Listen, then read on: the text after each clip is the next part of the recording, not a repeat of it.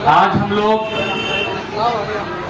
77वां यौम आज़ादी मनाने के लिए यहाँ इकट्ठे हुए हैं।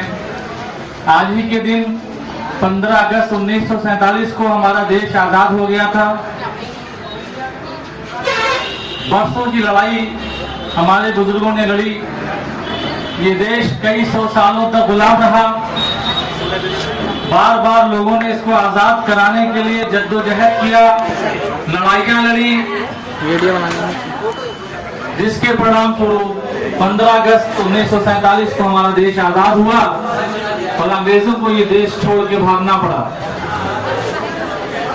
बेटा, इस देश को आज़ाद कराने में सभी धर्म के लोगों ने अपने कंधे से कंधा मिलाया, एक साथ खड़े हुए और बड़ी बड़ी लड़ाइयाँ लड़ी, अंग्रेजों के दांत खट्टे कर दिए।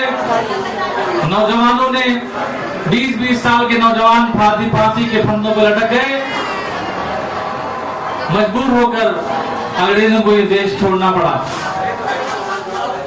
हमको आज ये बात समझने की जरूरत है।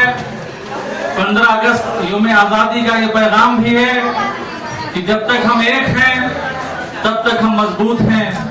अगर हम अलग हो जाएंगे तो फिर से कमजोर हो जाएंगे। बड़ी मुश्किलों से, बड़े जद्दोजहद के बाद ये देश आजाद हुआ है। हमें किसी भी हाल में देश को कमजोर नहीं होने देना है।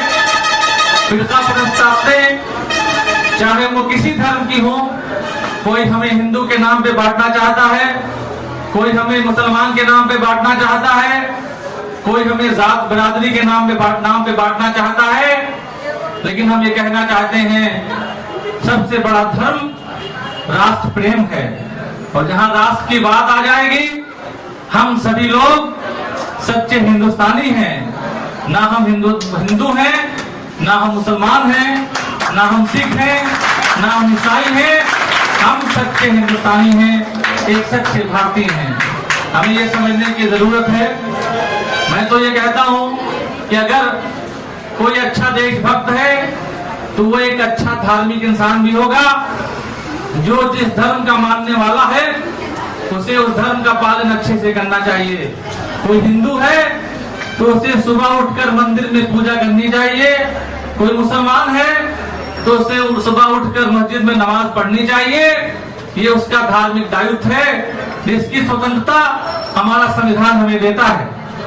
जब ये देश आजाद हुआ 15 अगस्त 1947 को, तो हमारा अपना कोई संविधान नहीं था, हमारा अपना कोई आइन नहीं था।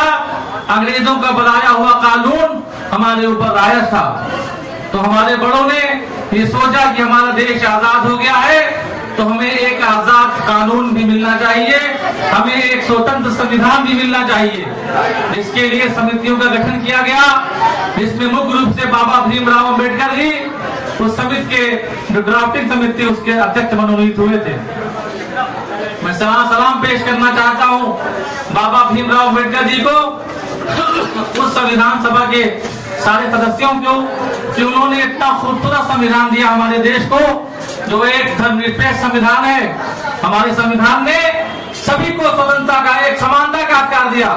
हमारे संविधान ने कहा कि कोई धर्म के नाम पर, जात के नाम पर हम किसी का बंटवारा नहीं कर सकते हैं।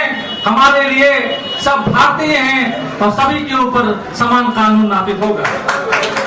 आज अगर कोई किसी के ऊपर अत्याचार करता है, कोई कहीं जुल्म करता है, तो उसको सजा वही मिलेगी जो हमारे संविधान ने लिखी है।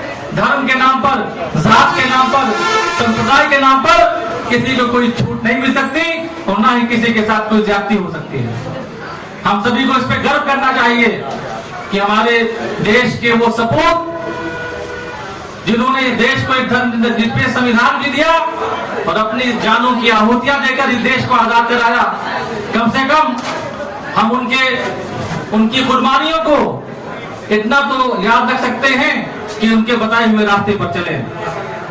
बेटा, तुम लोग यहाँ पे शिक्षा के हाल कर रहे हो, यहाँ से निकलोगे, अलग अलग जगहों पे जाओगे, कोई जॉब करेगा, कोई अपना काम करेगा, कोई बिजनेस करेगा, कोई नेतागिरी करेगा। लेकिन सिर्फ मेरा ये कहना है कि जहां भी जाओ, जो भी करो, ईमानदारी से करो। एक सच्चा देशभक्त बन के करो। और एक सच्चा देशभक्त वही हो सकता है जो अपने काम के प्रति वफादार हो, ईमानदार हो।